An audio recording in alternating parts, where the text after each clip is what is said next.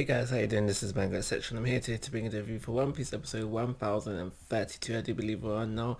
And yeah, let's just talk about it. So we start things off with Kinemon and the crew, and they're just basically running around. And this bit of the episode, sorry, is basically us finding out just how they're gonna split off. I remember, I think it was Kinemon and Kinemon and Okiku who are looking for Konjiro, and as the episode goes on, we find out that Neko has finally been told about Pedro and what part what's his name, Mr. Perlin played in that, so he now is going off to Mr. Perlin.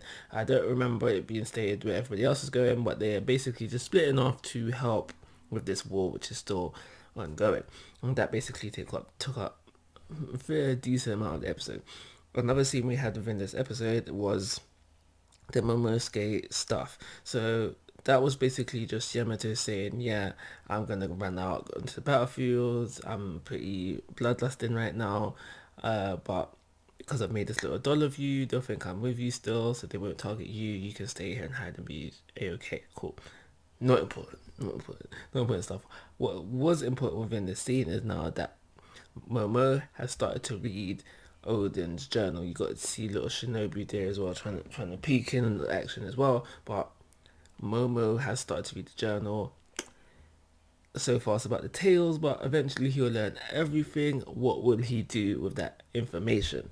Another scene that we get within this episode, and it wasn't within the manga, is the Luffy versus Kaido stuff within this episode, and that's probably the best stuff to come out of the episode. There was other action set pieces in there in the episode, but this was probably the best stuff. And what I liked about this bit of the episode was the fact that it makes Gear 2 and Gear 3 seem relevant again. And now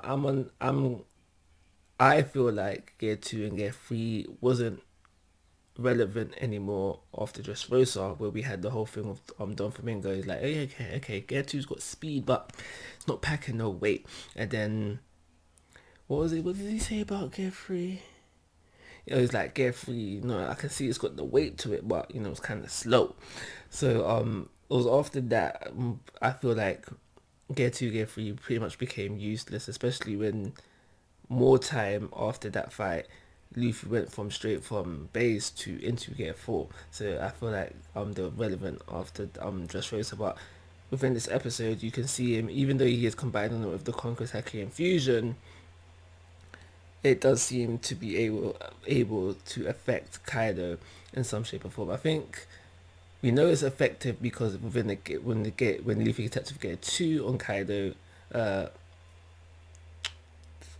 Kaido had to kind of not block it, but he attacked back, and we see that with the gear with the with the Konkoseki infusion attack in Gear 3, that was actually effective on Kaido. So even though it wasn't within the manga, I do believe it happened off screen, and it does show, it's nice to see it because it does show just how strong Luffy has become from base all up.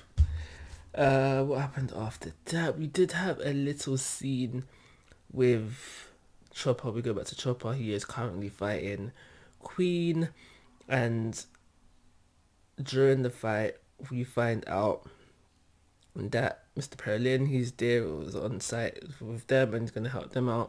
And because we know that Neku is heading over, he's trying to find Mr. Perlin, it's possible that he could get wrapped up in all of that as well. We did have another short scene with Sanji and Zoro, so we now currently know, because last time we saw Zoro, he was with Law, so at some point Law has dropped Zoro off with Sanji, or just Sanji's got his hand on Zoro. He's all bandaged up now, and now he's in the midst of protecting him.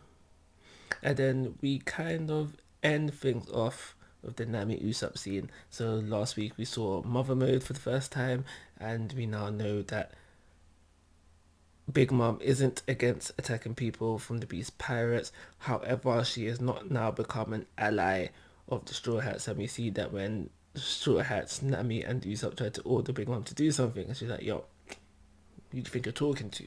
When I'm done with them, I'm coming for you. And we saw moment where Nami and Usopp try to flip it as that, alright, cool, OT will help you take out Big Mom, and OT's like, I'm not teaming up with you guys.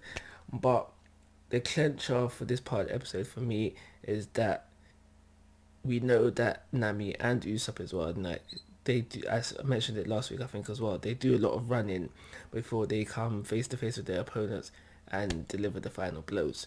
Um, we see that moment within this episode. Apparently, Nami draws the line when it comes to attacking kids, and that's what triggers her to fight OT in a more serious manner, face to face, one on one, maybe. I don't know. But yeah, and that's everything that happened within this episode. So, like I said at the very beginning, there was some action pieces within this episode, and I always say that action helps the episode because it brings a bit of excitement to the episode. But overall, I didn't really find this episode was pretty much enjoyable. So it's for those reasons I'm going to give it a 2-star rating. And that goes, guys. I'm asking for your thoughts and opinions. If you haven't already, please go to my YouTube channel. But most importantly, take care. Have a nice day.